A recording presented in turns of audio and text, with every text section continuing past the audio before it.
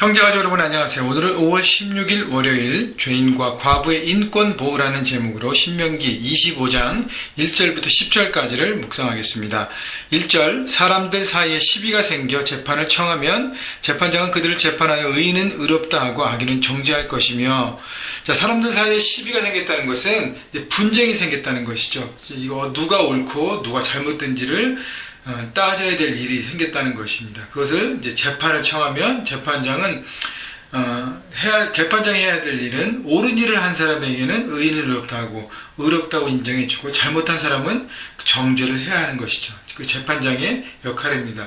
그런데 2절 보세요. 악인에게 태형이 합당하면 재판장은 그를 엎드리게 하고 그 앞에서 그의 죄에 따라 수를 맞추어 때리게 하라. 당시에 여러 가지 처벌이 있는데 태형, 매를 맞는 벌이 합당하면 재판장이 직접 주관하고 재판장이 끝까지 그것을 책임지게 보호해야 했습니다. 그러니까 매 맞는 처벌인데요. 필요한 그러니까 곤장, 한국으로 말하면 곤장 같은 스타일인데 이 막대기를 통해서 죄의 무게에 따라 횟수를 정하고 때리게 했습니다. 자, 그런데 3절 40까지는 때리려니와 그것을 넘지는 못할지니 만일 그것을 넘겨 매를 지나치게 때리면 내가 내 형제를 경히 여기는 것이 될까 하노라. 그래서 40 이상을 때리지 못하게 그 숫자를 제한했습니다. 왜냐하면 사람이 40대 이상을 맞으면 죽을 수 있기 때문이고 여러 가지가 손상될 수 있기 때문에 죄에 대한 처벌을 하는 거지 사람을 완전히 그러니까 생명까지 위협할 정도로 몰고 가면 안 된다는 것이죠. 결국 죄는 미워하지만 죄인은 보호해야 되는 것, 사람은 미워하지 않는 것. 다시 얘기합니다. 죄는 미워해서 죄는 처벌하지만 사람은 소중하게 생각해야 된다는 것. 그래서 처벌하는 것은 죄를 깨우치게 하고 그것으로부터 새롭게 일어날 수 있는 기회를 주고 가르침을 주는 것입니다. 그래서 사람의 생명을 소중하게 여기는 것. 그래서 죄인이지만 죽을 죄를 졌지만 큰 죄를 졌지만 그 죄인의 인권을 보호할 수 있는 보호법을 하나님께서 하신 것입니다. 그런데 하나님은 이렇게 죄인된 한 사람뿐 아니라 4절 보세요. 곡식 떠는 소에게 망을 씌우지 말라. 소에게까지 어떤 그 소의 인권이나 소의 동물권도 보호하게 말씀하십니다. 당시에요, 그 곡식 떠는 소라는 것은 이렇게 타작을 할 때 소가 타작을 할 수 있는 그 기계를 메고 마당 같은데 이렇게 곡식을 이렇게 깔아놨습니다. 그러면 소가 그것을 밟고 지나가면서 그 타작 기구를 끌어가는 것입니다. 그러면서 이제 타작을 하게 되는데 소가 왔다 갔다 하면서 어떻게 해요? 소도 배가 고프고 힘드니까 바닥에 있는 곡식을 입으로 먹을 수 있잖아요. 그죠? 근데 당시에는 그것까지도 막기 위해서 망을 씌우고 소가 먹지 못하게 해서 그것까지 지키려고요. 그러니까 그렇게 하지 말라는 것입니다. 소에게도 먹을 수 있는 권리를 주고 때로는 쉬면서 그것도 잠시 먹으면서 그렇게 일을 할 수 있도록 동물을 보호하라는 것이죠. 다시 얘기하면 소를 단순히 일하는 도구가 아니라 하나님이 만드신 피조물로 생각하고 관리하고 보존하는 것입니다. 여러분, 하나님께서 아담에게 에덴 동산을 지으시고 맡기신 다음에 그 모든 동물의 이름을 짓게 하는 권리를 주셨고 그 다음에 그 동물과 에덴 동산을 관리하는 그 매니저 역할을 하게 했습니다. 관리자, 동산직이었습니다. 여러분, 그것이 바로 인간의 하나님께서 주신 책임이에요. 사람을 보호하고 또 하나는 뭐예요? 동물도 우리는 보호하는 것이죠. 학대하지 말라는 것입니다. 하나님 피조물들을 아끼고 필요를 살피고 배려하는 것입니다. 자, 그래서 여러분 말씀을 생각해 보면서 과연 한 사람에 대해서 나는 얼마나 생명을 소중하게 여기는가. 그리고 내가 혹시 여러분 강아지를 키우거나 어떤 동물을 접할 기회가 됐을 때 어떻게 할 것인가를 생각해보고 넘어갔으면 좋겠습니다. 5절 형제들이 함께 사는데 그중 하나가 죽고 아들이 없거든 그 죽은 자의 아내는 나가서 타인에게 시집가지 말 것이요 그의 남편의 형제가 그에게로 들어가서 그를 맞이하여 아내로 삼아 그의 남편의 형제들의 의무를 그에게 다 행할 것이요 그 여인이 낳은 첫 아들이 그 죽은 형제의 이름을 잊게 하여 그 이름이 이스라엘 중에 끊어지지 않게 할 것이라. 이게 수혼제도라는 것인데 죽은 형제의 아내와 자식을 거두는 것입니다. 특별히 이제 아내를 거두는 것인데 죽은 형제 대신 동생이 또 제일 가까운 친척이 그 아내를 걷고 함께 다시 자기 아내로 맞아들여서 그 대를 잇게 하는 것이죠. 결국 이스라엘의 사별한 여인을 보호하는 제도입니다. 그 여인은 당시 여자는 어떤 여러 가지로 이렇게 불리한 조건 가운데 살지 않았습니까? 그래서 남자가 모든 가정의 대표권이 있는데 남편이 죽었을 경우에는 정말 호플리스거든요. 그래서 그 여인을 보호하는 제도를 하는 것이죠. 그래서 당시 남자들은요, 집안의 일들을 책임지고 그 다음에 아내들을 돌보아야 하는 책임, 의무를 갖고 있었습니다.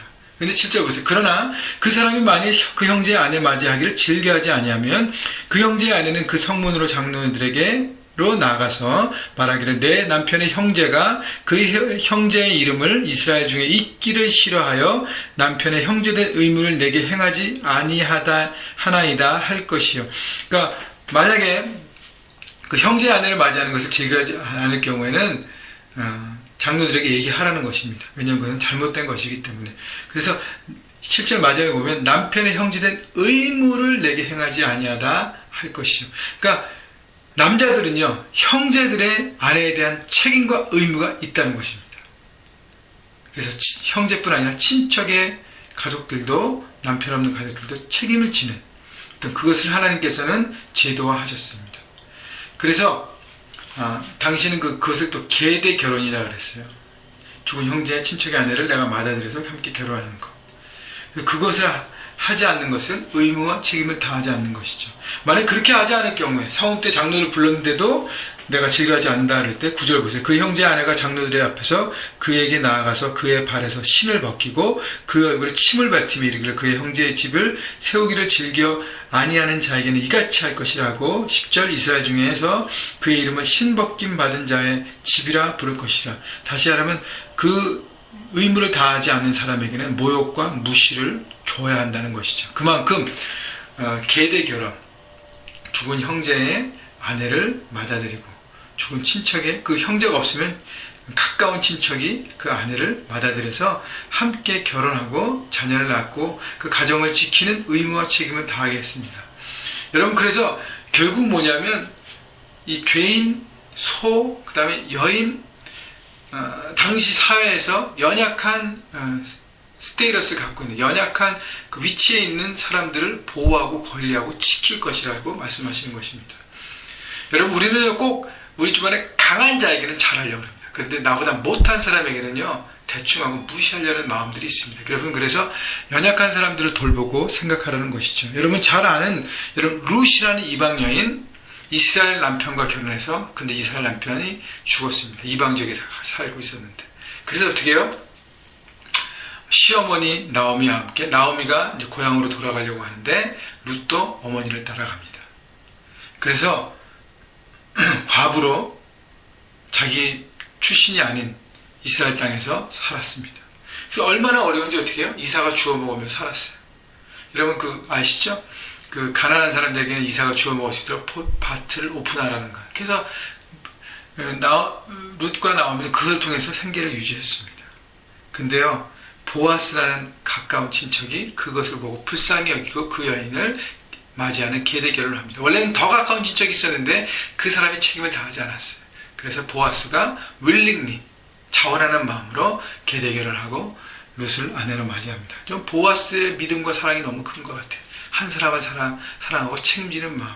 여러분, 보아스가 룻을 품었기 때문에 하나님은 보아스의 집안을 축복하셨어요. 그래서 룻을 통해서 누구를 낳아요? 오벳을 낳았습니다. 그리고 오벳이 이새를 낳고 이새가 다윗을 낳았습니다. 보아스의 3대 후손이 바로 다윗이에요. 이스라엘의 가장 신실한 하나님께서 하나님 마음에 합한 왕, 귀한 왕, 그리고 다윗의 후손을 통해서 누가 나오셨어요? 예수님이 나오시는 축복을 누리는 집안이 됐다는 것입니다. 여러분, 놀라운 축복은요, 한 사람에 대한 책임을 다하고 성실하고 긍휼함으로 그 사람을 품어줄 때 하나님은 그것을 통해서 놀라운 축복의 씨앗을 심게 하시고 열매를 거두게 하시는 것입니다. 여러분, 작은 소자에게 하는 것, 곧 내게 하는 것이라고 예수님께서 말씀하신 것처럼 여러분 주변에 여러분의 도움이 필요한 사람들, 여러분이 책임을 다해야 될 그 모든 일에 책임을 회피하지 마시고 중보하고 불쌍히 여기고 품어주고 함께 세워가는 하나님의 아름다운 공동체로 서가시기를 주님의 이름으로 축원합니다. 여러분 때문에 하나님의 나라가 확장될 것이고요. 여러분 때문에 여러분 속해 있는 것이 정말 푸르고 푸른 그리스도의 계절이 될 것입니다. 빛이 날 것입니다. 여러분 모두를 주님의 이름으로 축복합니다. 사랑합니다.